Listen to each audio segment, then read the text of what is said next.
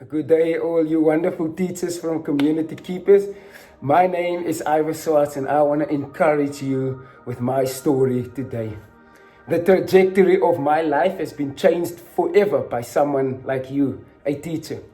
Someone with a family, someone with a story, with hurts and habits, just like you. But also someone who viewed her work as a teacher as a sacred calling and not just a job, just like you do.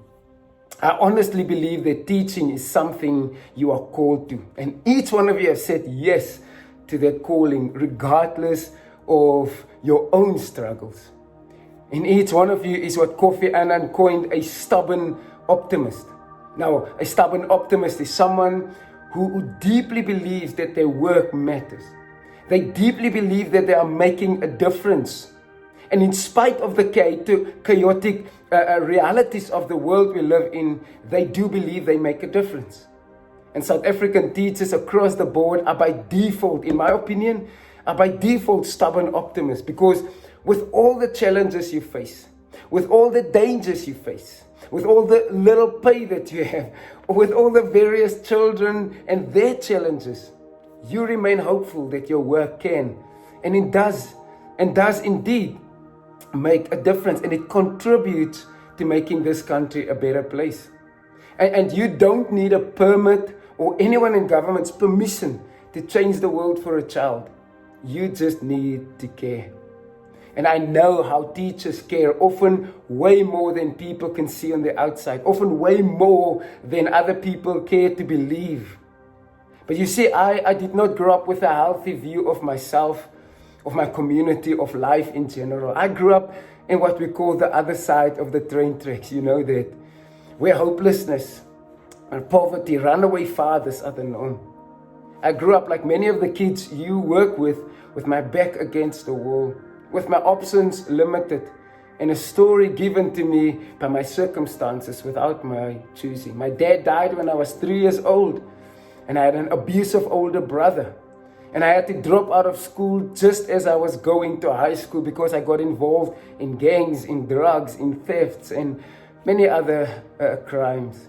Long forgotten were the dreams of my childhood and the promises I made to my mother about one day working for her to get us out of the poverty-stricken ghetto of Grabouw. And I was so filled with anger that one night, during my wasted youth, myself and a friend, we got in a fight with my abusive older brother, and we shot him. It was a Sunday night, and he died in hospital the following Wednesday. And we know that this is not an unfamiliar story in many of our communities.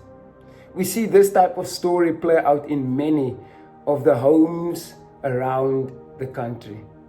And often the only safe space, the only place where a child feels loved, taken care of, like they belong, is in the classroom of a teacher. In the classroom and in the presence of someone like you who view their work as a sacred calling, not just a job. And it was during my 6 years in prison that a teacher, Mrs. Yolanda Fraser-Hugo at Brandvlei Prison, started to invest in me. I don't know what she saw in me, but she saw more potential in me than I did in myself.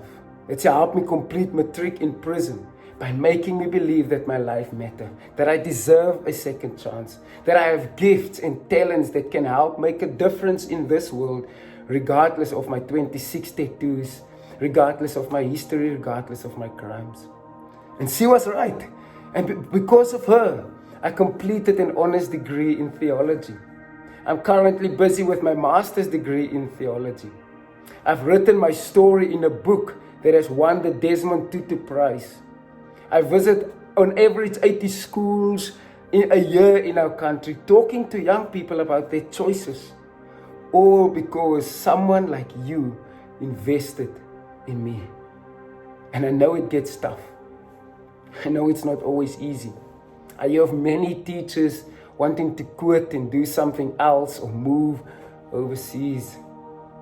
But there could be another Ivor Swartz in your classroom.